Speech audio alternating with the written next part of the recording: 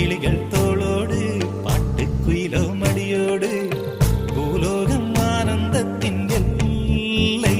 இந்த பூமிக்கு கண்ணீர் சொந்தம் இல்லை. சின்னஞ்சிறு